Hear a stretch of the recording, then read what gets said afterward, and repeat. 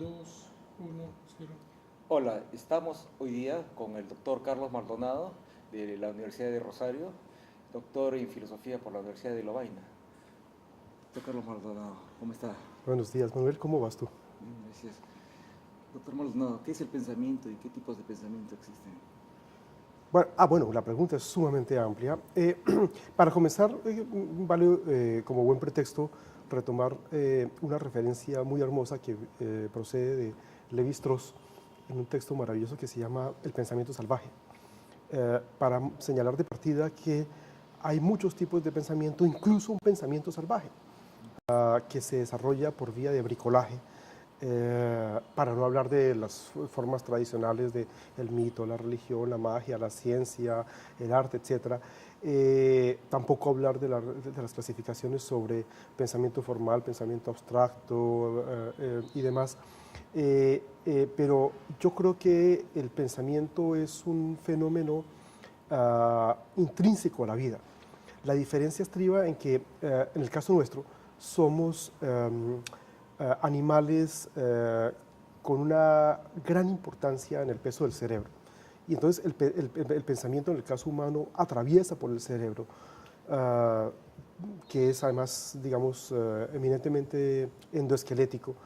Pero hay muchos otros animales que, siendo exoesqueléticos, supuesta la división entre organismos móviles y organismos sésiles, también piensan, pero el pensamiento en esos casos no pasa por el cerebro, ¿cierto? Esto tiene que ver con razones evolutivas nuestras. La evolución situó con mucho énfasis, con mucha fuerza la capacidad de pensamiento en el cerebro, a expensas de otra serie de órganos, ¿cierto? Por ejemplo, todo el aparato bucofaríngeo nuestro es sumamente débil. Bueno, me estoy extendiendo.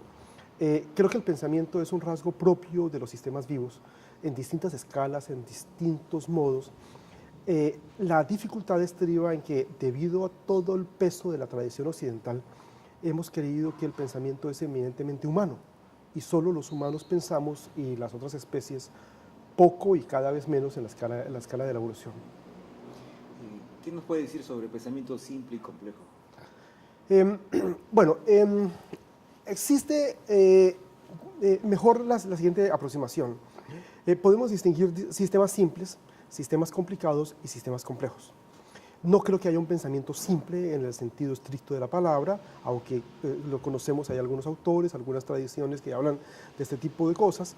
No deja de tener un cierto sesgo adjetivado o adverbial hablar de pensamiento simple, como si el pensamiento complejo fuera mejor o necesario o deseable. Creo que es más afortunado ocuparnos de la clase de sistemas o de fenómenos o comportamientos de que se ocupa, por ejemplo, el pensamiento. Entonces podemos distinguir entre sistemas simples, sistemas complicados y sistemas complejos.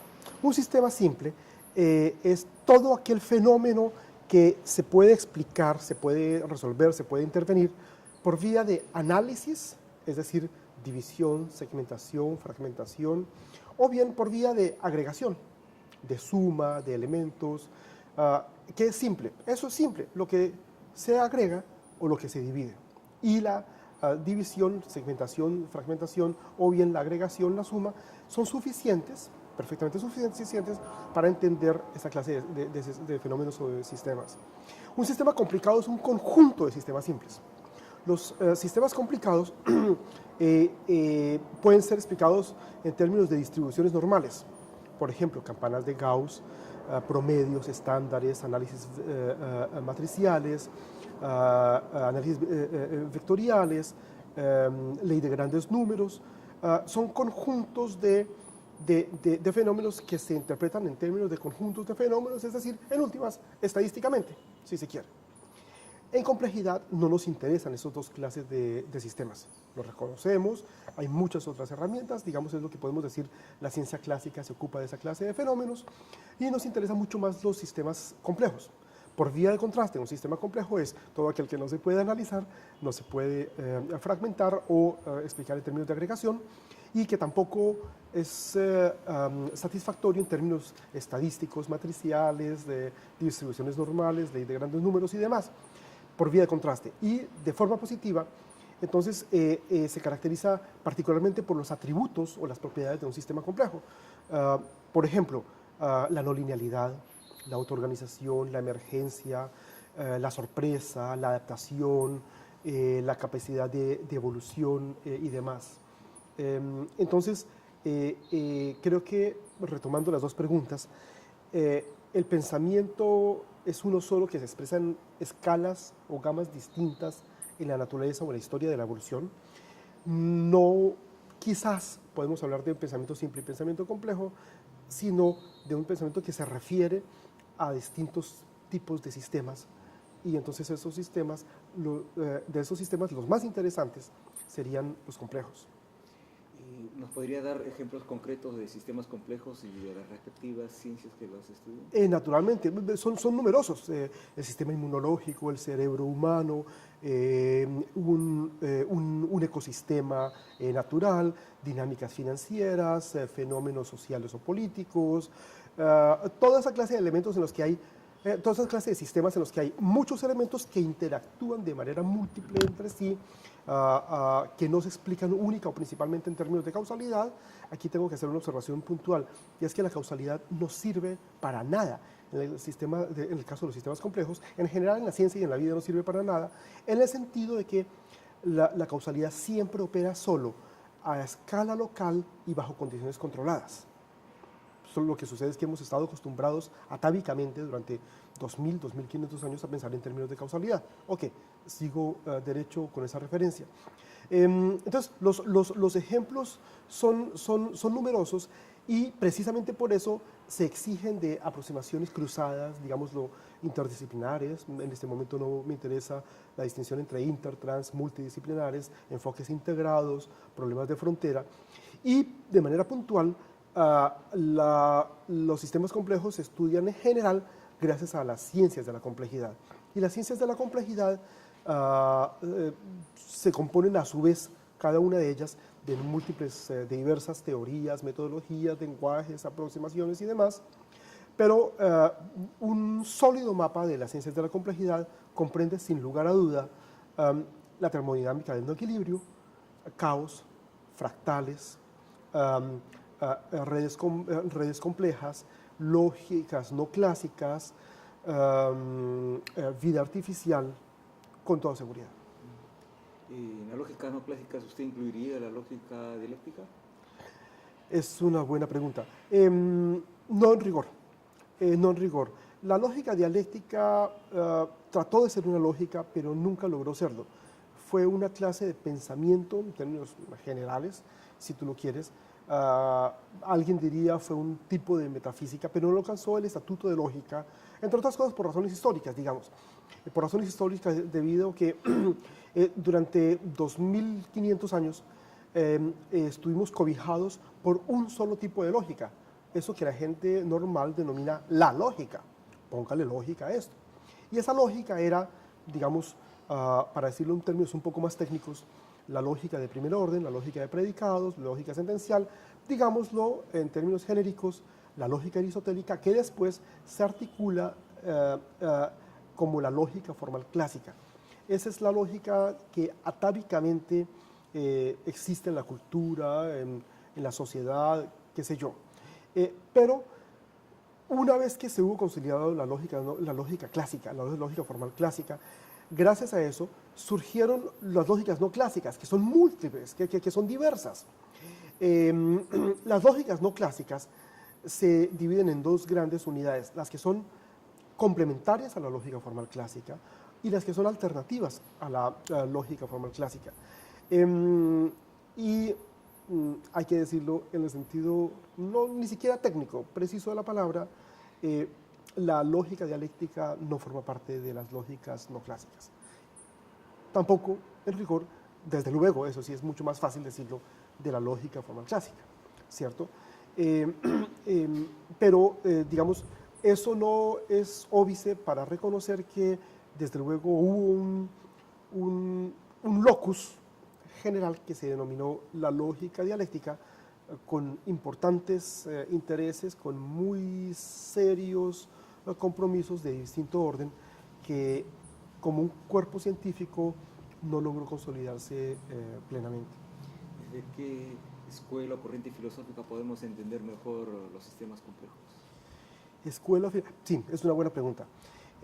Yo creo que la emergencia del estudio de los sistemas complejos significa respecto a la historia de la humanidad un quiebre fuerte, porque ya por primera vez podemos comenzar a pensar en la no prioridad de una escuela de pensamiento, o digamos alguien diría de un marco doctrinal.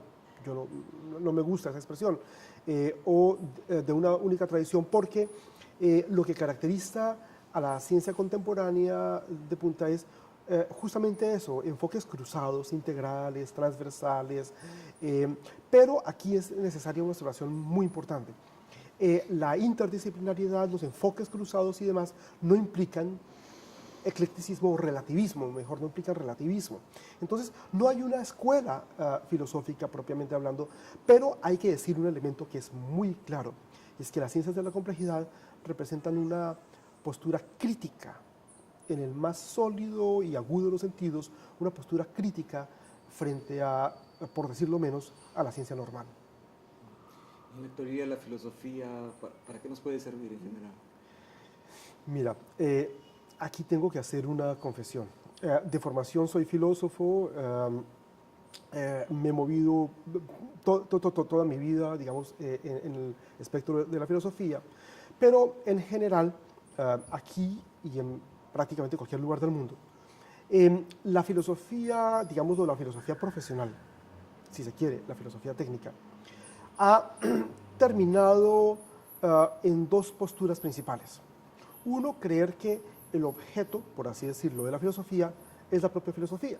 Y entonces se cree que el objeto de la filosofía es la historia de la filosofía. Y los filósofos estudiamos, ya sabemos, Platón, Aristóteles, Descartes, Kant, Hegel y demás. En el otro caso, recientemente, y hay algunos nombres muy conspicuos al respecto, la filosofía se vuelve una especie de pensamiento genitivo, digamos, filosofía del arte, filosofía del derecho, que es una especie quizás minimalista últimamente.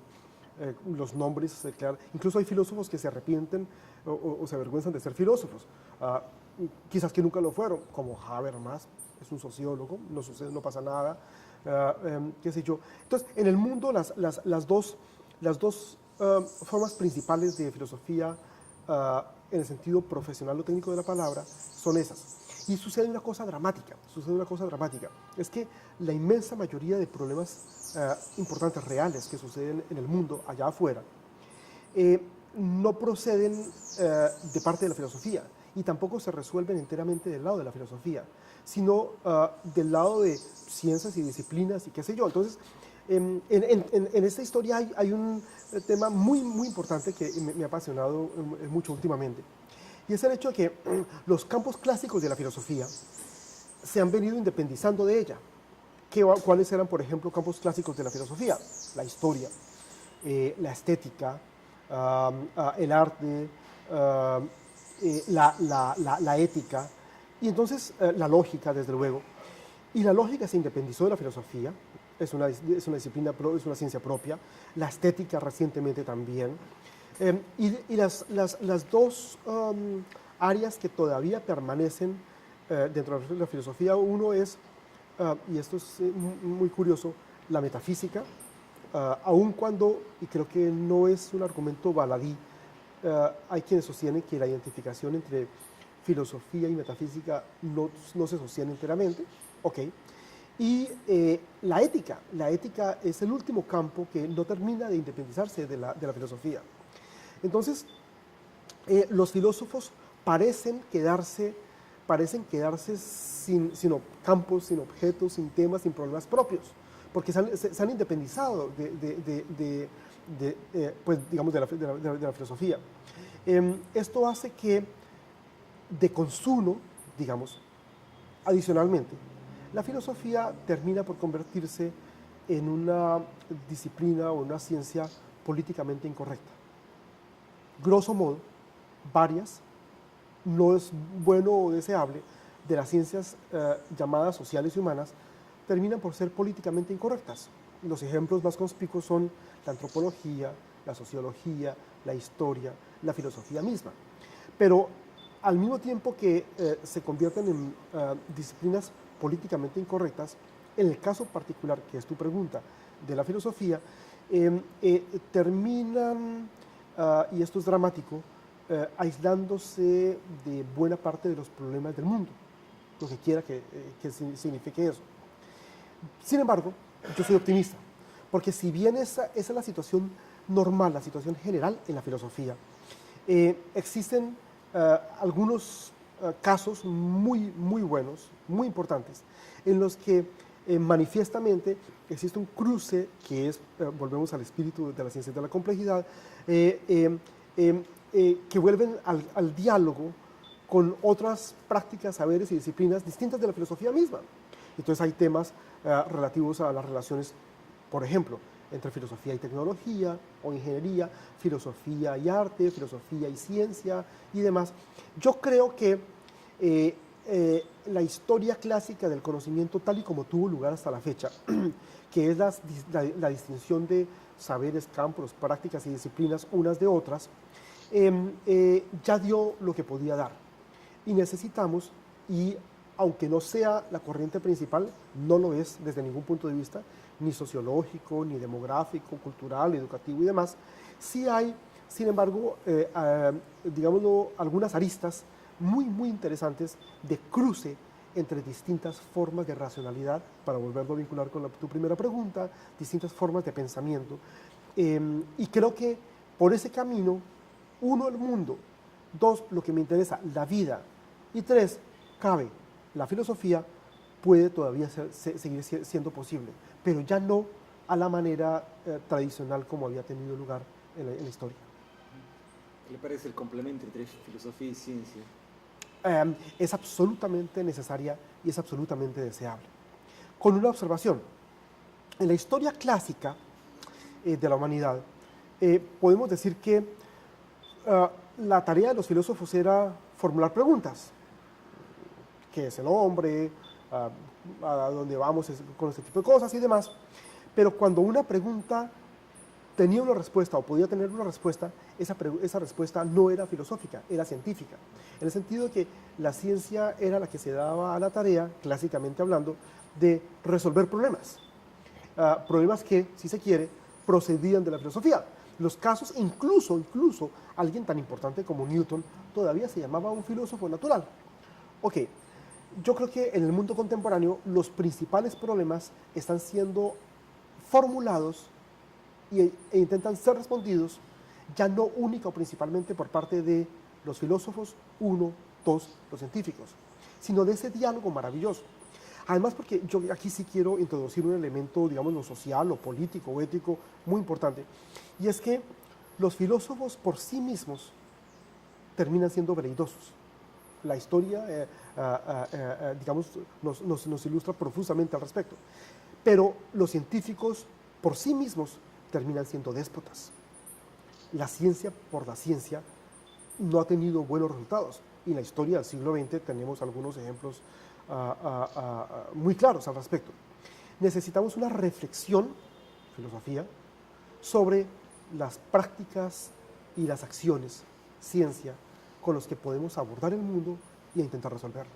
Pero no existe investigación científica pura, hay relaciones económicas, políticas, ¿verdad?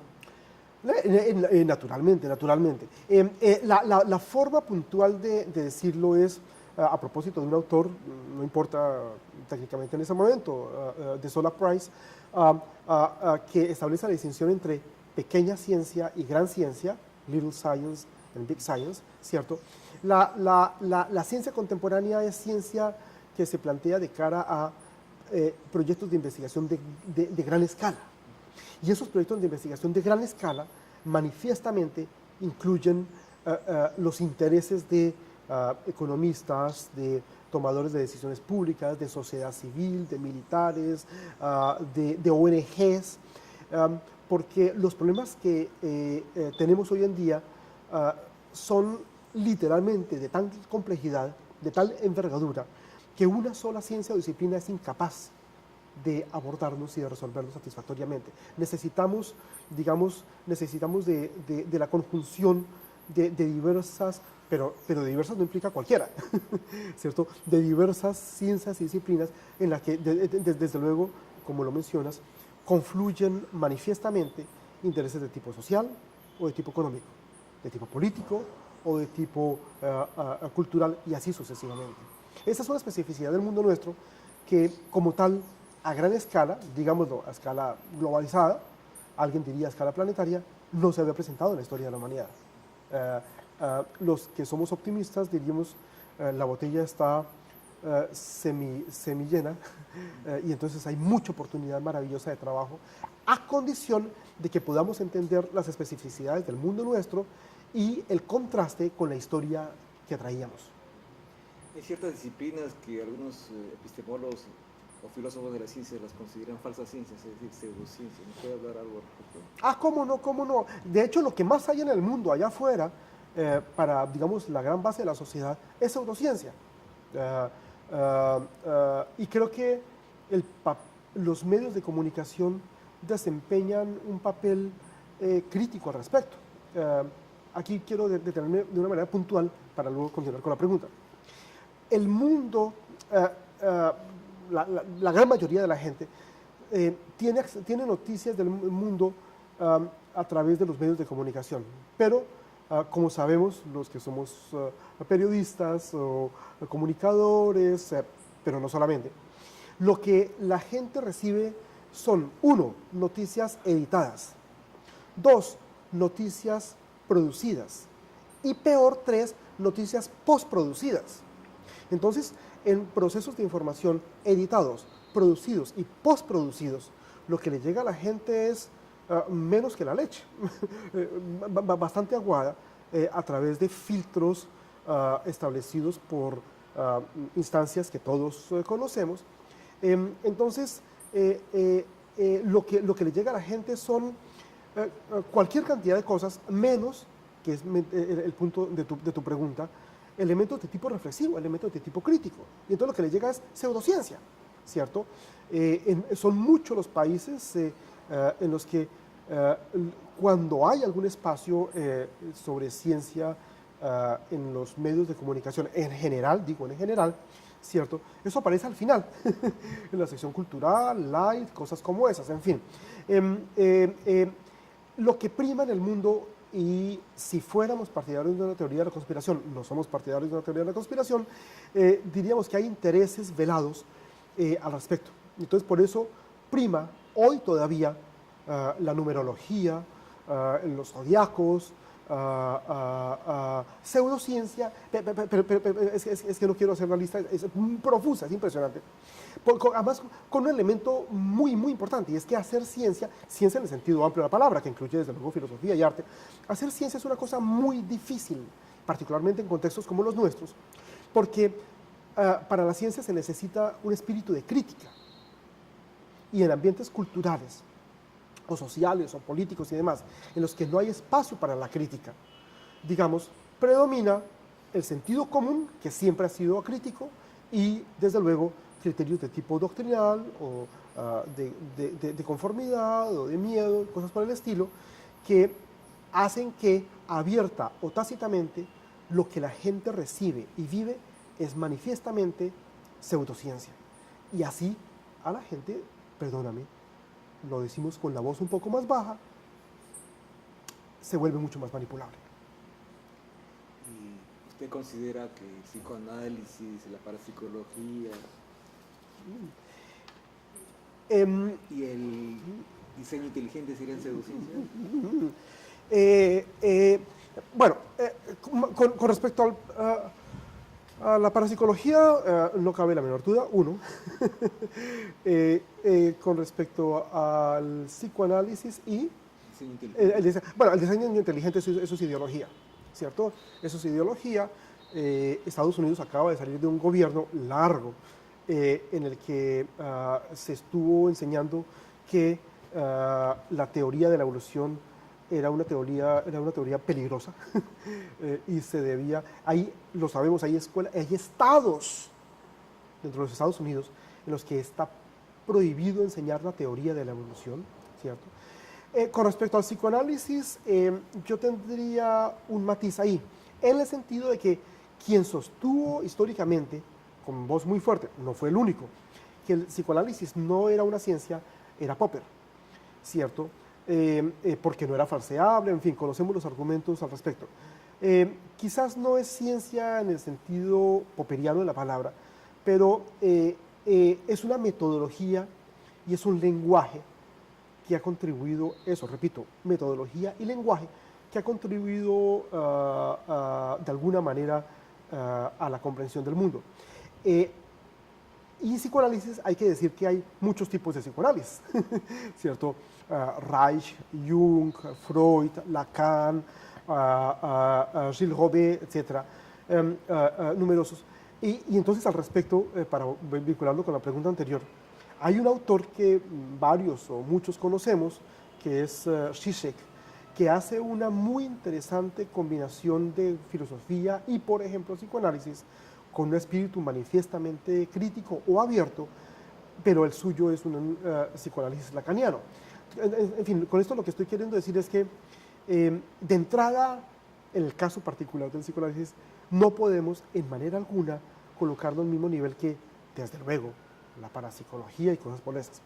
Sin embargo, hay que decirlo, y esto se dice con la boca pequeña, que en general hay una serie de problemas que la ciencia no termina de entender, pero que haya problemas que la ciencia no termina de entender y que quizás se exploran por otros caminos, no automáticamente, no necesariamente, y hay que ser muy cautelosos con respecto a eso, le abre las puertas a la pseudociencia, porque por ahí se entreabre la puerta y terminan entrando fantasmas grandes que conocemos en la historia de la humanidad, ¿cierto?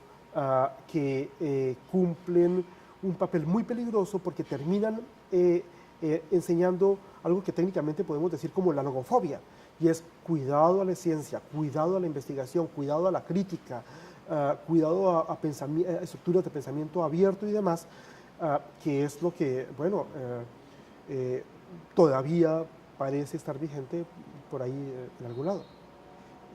Justamente uno de esos fantasmas o enemigos clásicos del conocimiento, de la razón, es la religión, ¿no? ¿Cómo no? Además, con una observación que, por ejemplo, si la retomamos de autores como Mircea Eliade, ¿cierto?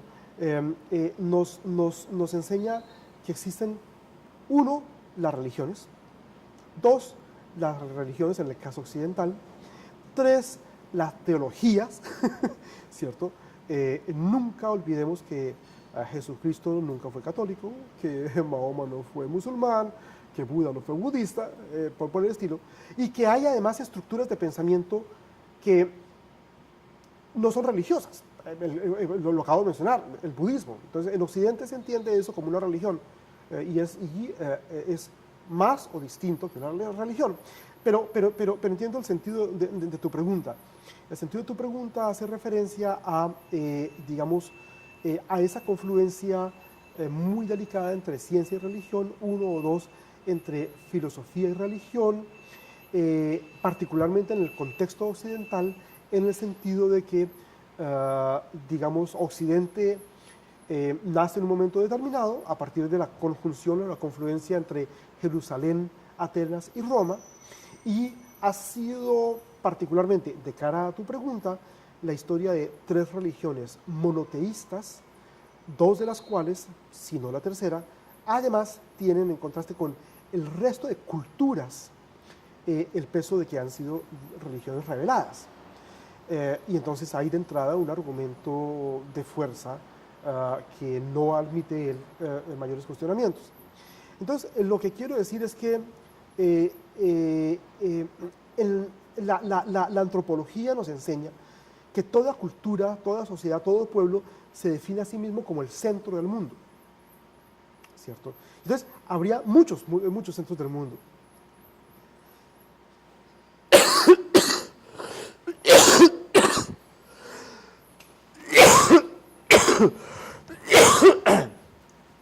Perdóname, por favor.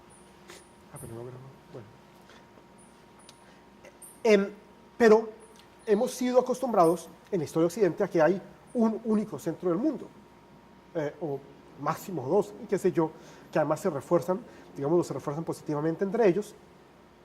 Pero creo que frente a estos argumentos, la importancia, y entonces lo mencionaba abiertamente, y sobre todo, si se quiere, con un elemento epistemológico, la antropología, que nos enseña cosas como esas, termina, quizás, hoy en día, por convertirse en una ciencia políticamente incorrecta. Mucha gente tiende a creer en lo divino, lo sobrenatural. ¿Por qué es eso? ¿Es algo genético, sociológico?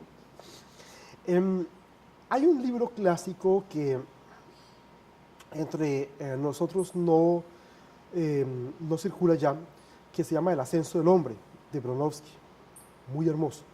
Un clásico promocionado por la BBC, y sabemos que las series de las BBC son muy buenas. Hay un matemático que se llama Roger Penrose, que cita en algunos de sus textos la siguiente anécdota de parte de Bronowski. Iba una vez una manada de elefantes por África. Como sabemos, las manadas de elefantes son manejadas por las hembras, como debiera ser. Y en un momento determinado la manada se desvía del camino que tomaba porque, dice Bronowski, que dice Penrose, se acordaron que no muy lejos de allí había un compañero que había un tiempo había muerto. Se acerca la hembra cabeza de la manada a un lugar, qué sé yo, y levanta uno de los cuernos del elefante, lo levanta a lo alto y tiene, dice Penrose, dice Bronowski, una actitud de recogimiento y como de dolor interno. Se detienen un segundo, colocan con cuidado el marfil de su compañero que había muerto y lentamente dan la espalda y continúan. Lo que quiero decir es que si de un lado decimos que el pensamiento no es un rasgo única o distintivamente humano, creo que hay distintas formas de respeto a la vida. El punto que me interesa es el respeto a la vida, que son también particulares en el caso de los animales vivos, ¿cierto? Lo que sucede es que en el sentido común y con algunos intereses científicos se ha cubierto rápidamente de intereses velados, inmediatamente doctrinarios, confesionales, si se quiere clericales, en tal o cual sentido, pero creo que hay un sentido de gratificación o de respeto por la vida en general en los sistemas vivos, que yo no lo reduciría únicamente a criterios religiosos en el sentido tradicional de la palabra, pero en un sentido de la vida, digamos así. Lo que sucede es que allá afuera quizás puede haber algunas personas que quieren rápidamente etiquetar, catalogar, inscribir, cosas como esas. Entonces, con esto lo que estoy queriendo decir es que más allá de la discusión que introduce la religión sobre la vida y la no vida, y el más acá y el más allá, y cosas como esas, el punto central que nos convoca es el cuidado de la vida, el respeto por la vida. Y la vida entonces implica un cuidado por todas sus formas y expresiones, pero que no se reduce a un interés determinado o a una actitud o práctica determinada. Entonces, en ese sentido, la veneración religiosa por la vida, se podría hablar de ese sentido, podría ser que la religión sobreviva a pesar de los avances de la ciencia. Digamos que en la historia de la humanidad, manifiestamente en la historia de la humanidad, ha habido una gran mortandad de teorías científicas, ha habido también una gran mortandad de prácticas religiosas, ¿cierto? La disputa entre la ciencia y la religión es una disputa política, por poder, manifiestamente. Y entonces, por esa razón se introduce la logofobia, lo decíamos hace un momento, la crítica a la investigación, pero esa disputa por poder corresponde propiamente al mundo de donde tú y yo veníamos, clásicamente. Pero ha habido culturas y civilizaciones que no han tenido ese problema, que no han tenido ese debate de decir, esto es científico o esto es religioso, en el sentido de que lo que más importa es, por ejemplo, un sentido de la naturaleza. Lo hacen en, sentido, en términos clásicos, un sentido del cosmos, por ejemplo, o de la galaxia, ¿cierto? Y nuestro papel ahí. Y entonces, en ese sentido, hay civilizaciones muy importantes que no terminamos de conocer. Y esto no es una apología directa necesariamente al pasado, ¿cierto? Son referentes históricos que no tenían ese problema. Yo creo, para volver a una pregunta tuya anterior, que ese es un falso problema en el sentido expreso de que lo que está en juego son juegos de poder. Que claro, son costosísimos, implican ejércitos enteros, ¿cierto? Y en toda guerra siempre, no lo olvidemos, las primeras víctimas son los civiles, los que se encuentran, qué sé yo. Y entonces, claro, ahí se presenta manifiestamente muy bien el espíritu de tu pregunta. ¿También podría ser un falso problema la cuestión de la existencia de Dios, de lo divino, de lo sobrenatural? Mira, esa es una buena pregunta. Los teólogos de la Edad Media, entonces distinguimos la teología de la religión. Los teólogos de la Edad Media duraron 10 siglos, 10 siglos. Te puedo mencionar nombres desde el argumento de San Anselmo, lo que tú quieras, tratando de discutir si Dios existe, unos o dos, si Dios no existe. Y la conclusión al final, pero eso, digamos, no se recuerda con mucha frecuencia, es: no podemos aportar ninguna prueba definitiva de la existencia de Dios, pero tampoco podemos aportar una prueba de la inexistencia de Dios. Digamos, en el mejor y más sano de los sentidos de la palabra, que es una experiencia. Y unos tienen esa experiencia y otros no la tienen. Pero el problema de la demostración de la existencia o de la demostración de la no existencia, ese fue un debate histórico que ya se dio.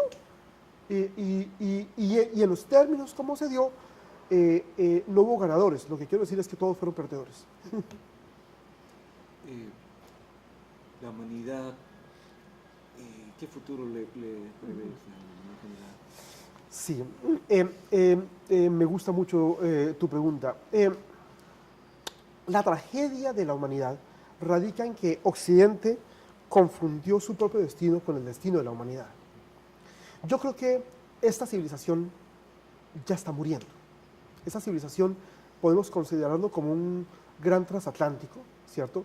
Los transatlánticos, como tú sabes, para llegar a puerto se apagan mucho tiempo antes, porque es la fuerza de la inercia la que les permite finalmente llegar a puerto. Occidente es una civilización fallida, Occidente es una civilización muerta, y lo que quizás podemos decir es que lo mejor que podemos hacer es ayudarte a morir, que es mucho más que lo que Occidente mismo hizo con muchas otras culturas y civilizaciones. No solamente es necesario, sino que es deseable que esta civilización desaparezca. Lo que sucede es que el final de esta civilización no implica el final de la vida. Y el final de esta civilización no implica el final, por ejemplo, de la especie humana, ¿cierto? Históricamente, eso se llama, por ejemplo, el milenarismo. Cuando toda élite está por desaparecer, entonces cree que el final suyo coincide con el final de la historia de la humanidad. Alguien como Fukuyama estaba hablando hace 2 semanas del fin de la historia, ¿cierto? Hasta aquí llegamos. ¿Por qué? Porque Occidente ha sido un sistema excluyente, ha sido un sistema violento, sistemáticamente, simbólica, físicamente.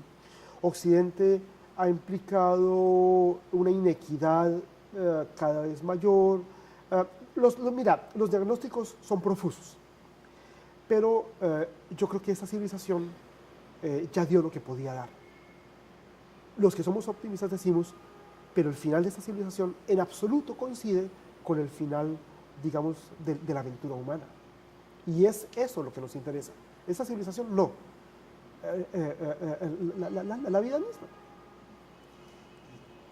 ¿Qué piensa del futuro de Latinoamérica, del tercer mundo? Mira, yo soy optimista al respecto, manifiestamente. No te voy a mencionar los argumentos econométricos del grupo de países BRIC, ¿cierto? Brasil, Rusia, India, China.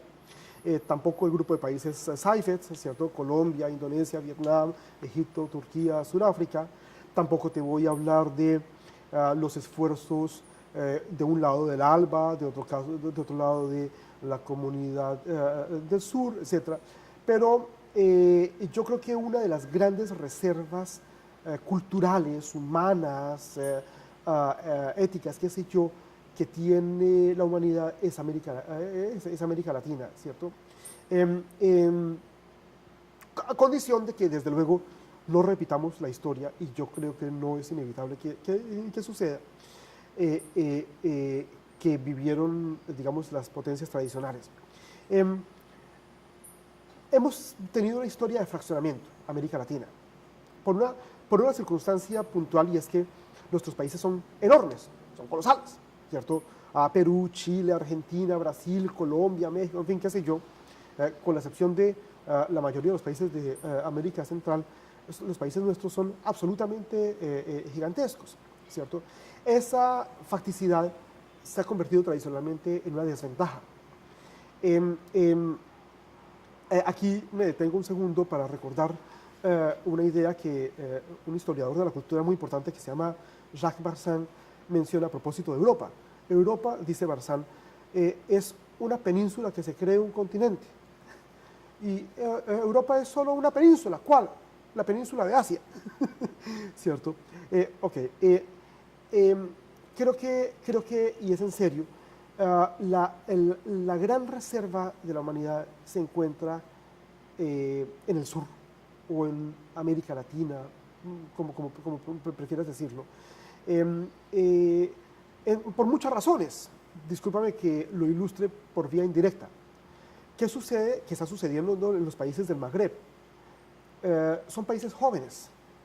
Europa, Japón, Estados Unidos, para jugar con las caricaturas tradicionales, son países viejos, ¿cierto?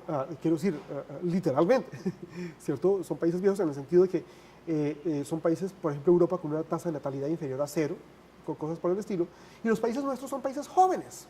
Tú ves niños, ves jóvenes, qué sé yo. Hannah Arendt sostenía que el acto político por excelencia es el nacimiento. Pues bueno, el acto político por excelencia en países como los nuestros es justamente la juventud. Y la juventud está llamada a soñar, digamos, a cambiar el mundo, a construir cosas, etc. Lo que sucede, y esto es muy, muy, muy delicado, es que parecen haber claros intereses para que la juventud no sea crítica, no sea imaginativa, se vuelva consumista, viva el momento y cosas por el estilo. ¿Y qué podemos hacer para revertir eso? O sea, para mejorar las condiciones de vida y de pensar en Latinoamérica. Yo creo que una solución no la hay. Habría un conjunto de soluciones. Uno, desde luego, elevar los niveles, no digo de educación crítica. Dos, no descuidar el papel del arte. Lo que tienen los jóvenes hoy es el consumo, una vez más industria cultural, si se quiere, pero no necesariamente por eso arte, ¿cierto? Tres, creo que esto es muy, muy, muy, muy importante, enseñarles, y esto es muy difícil, se dice fácil, pero es muy difícil hacerlo, a los jóvenes la capacidad de arriesgarse, de apostar, de soñar. De manera puntual lo podemos decir de la siguiente forma. Los grandes organismos internacionales otorgan becas de maestría o doctorado con límites de edad. Una buena justificación al respecto puede ser la siguiente: es que los jóvenes desafiamos, retamos, criticamos. Los que somos mayores ya tenemos menos capacidad crítica porque hemos aprendido el dolor, porque tenemos compromisos, tenemos obligaciones. El joven está naturalmente llamado a desafiar las cosas y por eso, digamos, a generar conocimiento nuevo. Ok, esa referencia a las becas se puede extender a muchos otros dominios. Entonces, creo que, mira, me acabo de acordar de una experiencia cultural muy hermosa que sucede en Vietnam, digamos en el Vietnam antiguo. Tú sabes que en Vietnam, en los pueblos, en las aldeas, el organismo de control, el organismo de gobierno, perdóname, de gobierno, está conformado por 10 jóvenes, niños y niñas, asesorados por un anciano. Es hermoso. Entonces eso es una buena mixtura, como te das cuenta, una de mis áreas aficionados en la antropología, aunque no soy antropólogo de formación. Entonces, esa buena combinación entre, para repetir la experiencia de Vietnam, de un gobierno en las aldeas, por ejemplo, de 10 jóvenes, el mejor deportista, el mejor cocinero, el más activo, el más chistoso, el más inteligente, lo que sea, 10 jóvenes y un anciano. Y el anciano es el más anciano, claro, lúcido, desde luego. Esa buena, ¿por qué? Porque ese ejemplo lo que nos muestra es el sentido de la prudencia combinado con el sentido de la locura, que es la juventud, ¿cierto? Y una sana dosis de locura, en el buen sentido de la palabra, siempre es deseable. Usted mencionó que no sería deseable que nosotros, América Latina, repitiera la historia de Occidente, ¿no? Claro. Actualmente, bueno, hay una predominancia católica, ¿no?, que influencia las políticas educativas y reproductivas, pero a la vez, paralelamente, hay un crecimiento de los grupos protestantes en América Latina, ¿no? ¿Qué piensa al respecto? ¿Cree que en algún momento haya conflictos? ¿Cómo no? ¿Cómo no? Bueno, esos conflictos ya existen, ¿cierto? Esos conflictos ya existen. En muchos países, incluido el mío, hubo una cierta connivencia entre algunas de estas iglesias y prácticas paramilitares, ¿cierto? América Central igualmente. En términos de mercadeo, hay un hecho ya reconocido suficientemente, y es que la Iglesia Católica está perdiendo clientela. Estoy hablando de mercadeo, de administración, ¿cierto? Y como tú mencionas, digamos, las iglesias cristianas están ganando adeptos. Para nadie es un secreto que en el mundo entero los conventos, los monasterios, los seminarios, qué sé yo, están vacíos, que las iglesias se están usando para conciertos, para actividades artísticas, incluso se están vendiendo para centros comerciales, ¿cierto?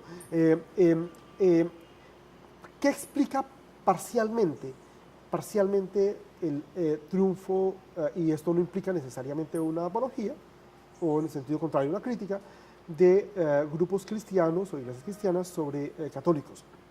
La importancia de la solidaridad. Vuelvo a ese punto.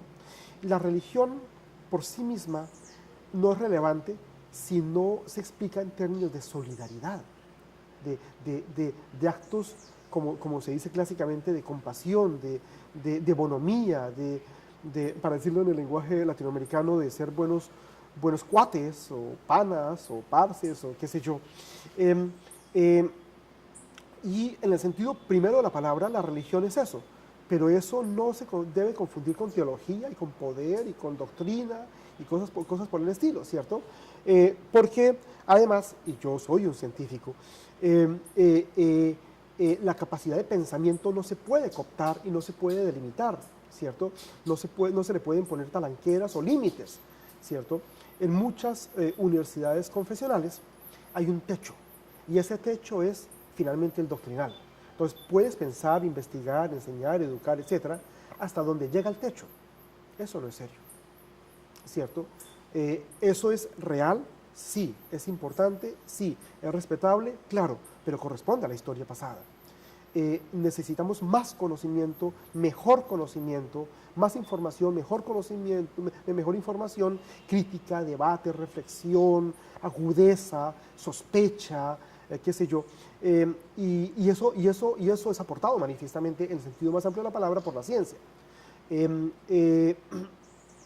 Entonces, En el caso de los países nuestros, hay manifiestamente un crecimiento de los grupos llamados cristianos, que además ahí esa es una gama así de grande, porque hay muchos capítulos ahí, pero más que concentrarme personalmente en el debate doctrinal o de bandera, me interesa es recuperar la falencia en un caso de la capacidad de conmiseración o de solidaridad y el aprovechamiento entonces, en el otro caso, de esa capacidad de solidaridad.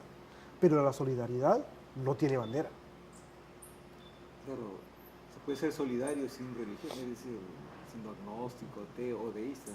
Y justamente en Europa, bueno, hay países donde hay mayorías de no creyentes, ¿no?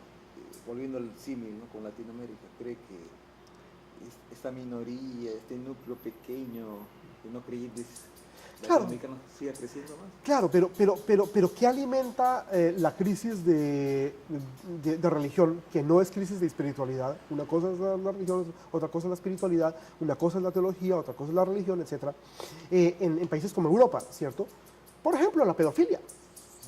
Por ejemplo, la doble moral, ¿cierto?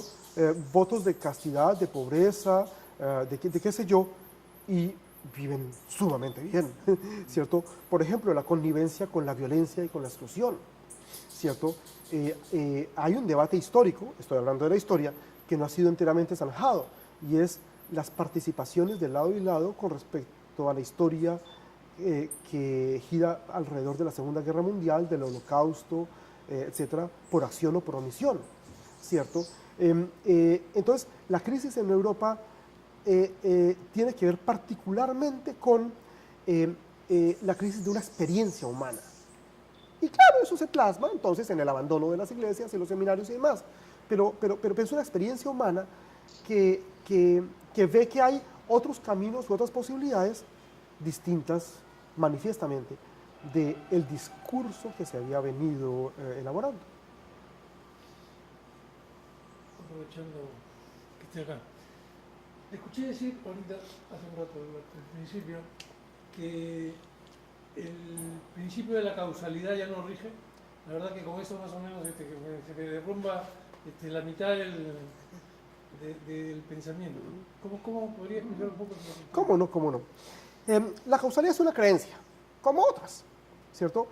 Hay personas que creen en gatos negros, personas que creen en pasar debajo de una escalera, y así por el estilo. Occidente nació con una creencia, la creencia de que hay causas. El primero y entonces esa creencia es tan fuerte que marca una decisión entre las civilizaciones anteriores, que entonces comienzan a llamarse retrospectivamente, por ejemplo, como prehistoria, y había grandes civilizaciones anteriores, los sumerios, los fenicios, los egipcios, los sirios, los hititas y demás, qué sé yo, por ejemplo, ¿cierto? Y Occidente. Entonces, el mundo casi comienza conmigo, con Occidente, ¿cierto? Y entonces Occidente nace con una creencia, la creencia de las causas, en griego aithiai, ¿cierto? Y quien sistematiza esa creencia es Aristóteles, con las famosas 4 causas: causa material, causa formal, eficiente y final.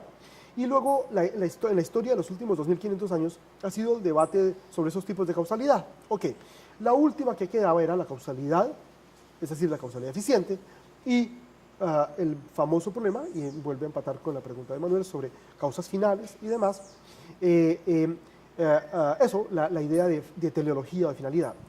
En sana ciencia, en sentido más amplio, generoso, desprevenido de la palabra, la causalidad hemos llegado a reconocer en muchos campos, el que tú quieras, ¿cierto? En economía, en política, en bioquímica, en física, qué sé yo. La causalidad solo opera a nivel local, es decir, para fenómenos, dinámicas o comportamientos de tipo meso o de tipo macro, ya no funciona. A nivel local. ¿La causalidad desaparece? No. Sigue operando siempre a nivel local. Y dos, y esto es muy importante, bajo condiciones controladas.